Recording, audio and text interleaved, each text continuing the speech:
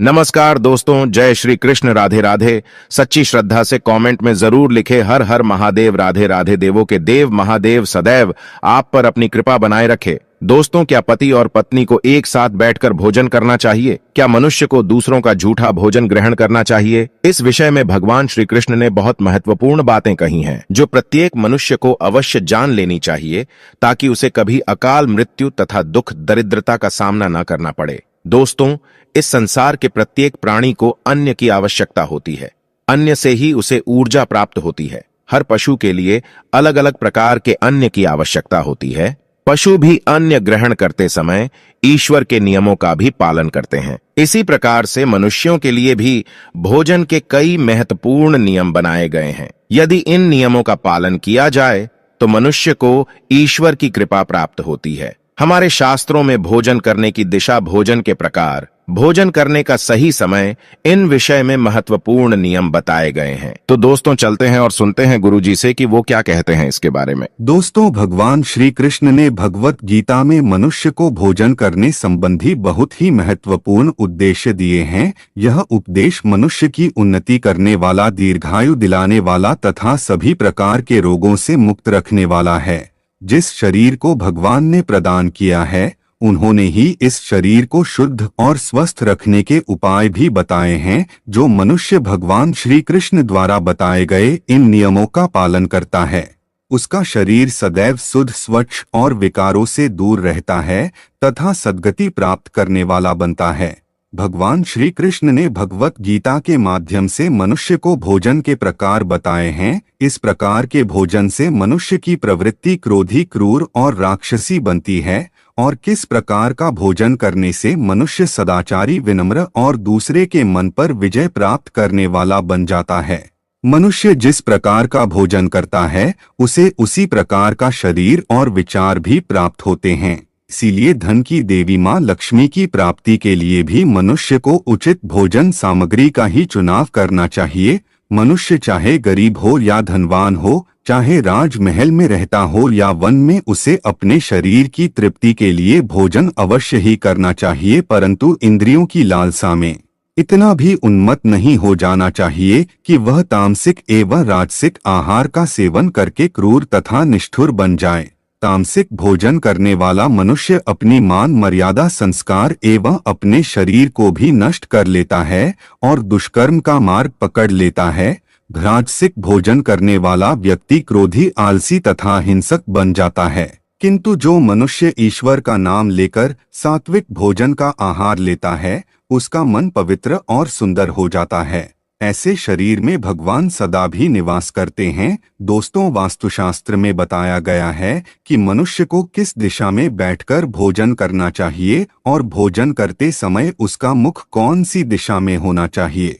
भोजन शुरू करने से पहले मनुष्य को कौन सा मंत्र बोलना चाहिए और भोजन हो जाने के पश्चात उसे क्या करना चाहिए, ऐसी कई महत्वपूर्ण बातें बताई गई है। आज के इस वीडियो में हम आपको इन्हीं विषयों पर जानकारी देने वाले हैं। अगर भोजन करते समय परिवार के सभी लोग सही दिशा का ध्यान रखते हैं, तो घर से कलेश, दुख, दरिद्रता भी नष्ट हो जाती है और महालक्ष्मी की कृपा से घर में सुख समृद्धि आती है। इसके साथ ही घर के सभी सदस्यों का स्वास्थ्य भी ठीक रहता है। इसीलिए हमें वास्तुशास्त्र में बताए गए इन बातों पर ध्यान अवश्य देना चाहिए। दोस्तों, विष्णु पुराण के अनुसार भोजन शुरू करने से पहले थोड़ा सा अन्न भूमि पर रखना चाहिए, ताकि देवता, पशु पक्षी, सर्प तथा प्रेत पिशाच जो अपने कर्म बंधन से बने हुए हैं, उन सभी को अन्न की प्राप्ति हो। यदि भोजन करते समय कोई अतिथि आ जाए तो उसका स्वागत करें और उसे आसन देकर प्रणाम करके उसका सत्कार करें। फिर उसे श्रद्धा पूर्वक भोजन कराकर विदा करें, क्योंकि जिसके घर से अतिथि निराश होकर लौट जाता है, उसे वह अपने पाप देकर उसके शुभ कर्मों को ले जाता है।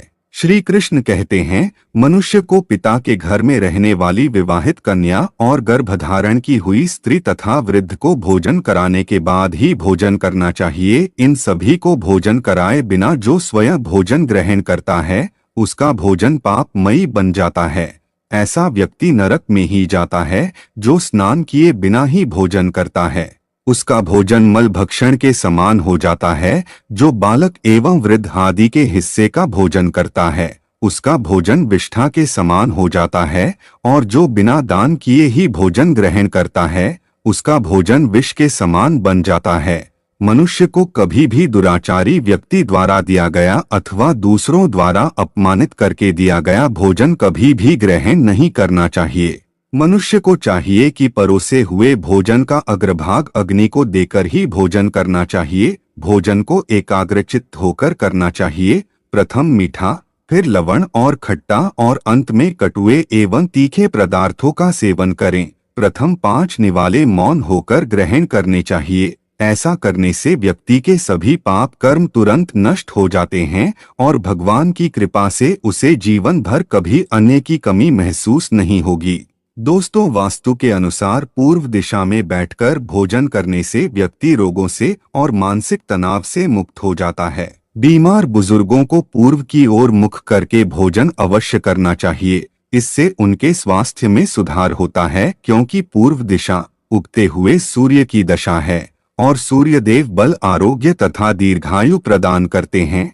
अगर कोई व्यक्ति व्यवसाय में तरक्की चाहता है अथवा नौकरी की तलाश में है तो उत्तर दिशा की ओर मुख करके भोजन करें। उत्तर दिशा मां सरस्वती की दिशा है।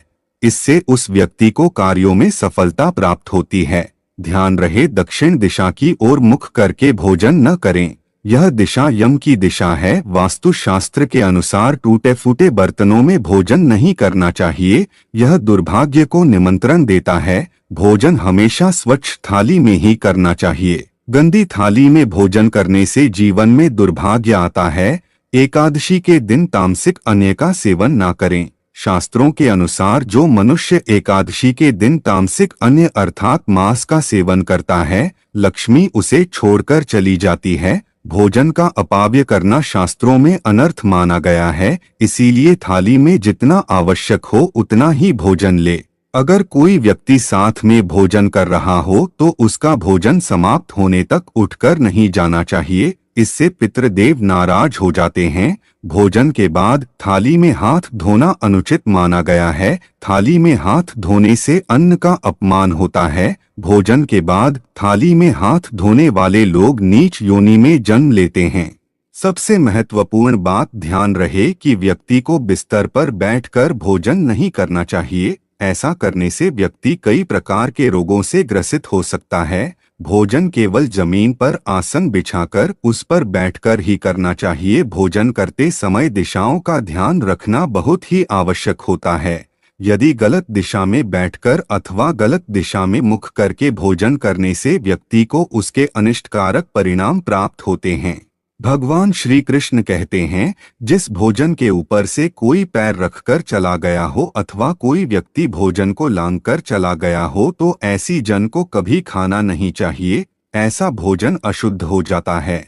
ऐसे भोजन को पशुओं को खिला देना चाहिए। दूसरों के द्वारा लांघा गया भोजन खाने से मनुष्य की आयु कम हो जाती है और उसके शरीर में भिन्न भिन्न प्रकार के रोग उत्पन्न होते हैं। गरुड़ पुराण के अनुसार यदि भोजन में बाल निकल आता है तो ऐसा भोजन त्याज्य हो जाता है।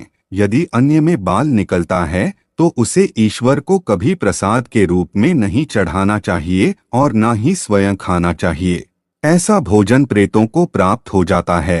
श्री कृष्ण कहते हैं, मनुष्य को दूसरों के लिए परोसा हुआ भोजन भी नहीं खाना चाहिए। जो मनुष्य दूसरों का भोजन छीन के खाता है अथवा किसी को बिना दिए ही स्वयं उस अन्न का उपयोग करता है, उसे देवी अन्नपूर्णा रुष्ट हो जाती है। भोजन सभी में बांटकर खाना चाहिए। दूसरों के हिस्से का भोजन करने से मनुष्य के पुण्य कर्म नष्ट हो जाते हैं। पवित्र आसन पर बैठकर अपने पैरों को भूमि पर रखकर पूर्व की ओर सूर्याभिमुख होकर अन्न ग्रहण करना ही सर्वोत्तम माना गया है और वह विमुख होकर भोजन करने से यश की प्राप्ति होती है और उत्तर की ओर मुख करके भोजन करने से सत्य की प्राप्ति होती है। दोनों हाथ, दोनों पैर तथा मुख्य को पानी से धोकर ही भोजन करना चाहिए। भोजन के पात्र को भूमि पर रखकर अन्न ग्रहण करना ही सर्वश्रेष्ठ माना गया है। शास्त्रों में इस प्रकार के भोजन को उपवास के समान बताया गया है। मनुष्य को क्रोध रहित होकर भोजन नहीं करना चाहिए। क्रोध की अवस्था में भोजन करने से भोजन का अपमान होता है और कई व्याधियां उत्पन्न होती है। यदि ध्यान कहीं और हो तब भी भोजन नहीं करना चाहिए और गुस्से से भरे मन से भी भोजन करना अशुभ होता है। जो जूते पहनकर भोजन करता है, इस प्रकार के भोजन को आसुरी भोजन कहा गया है। ठीक मध्य रात्रि में ठीक मध्याह्न होने पर भी भोजन करना अशुभ माना गया है। यदि पेट खराब हो तब भी भोजन नहीं करना चाहिए।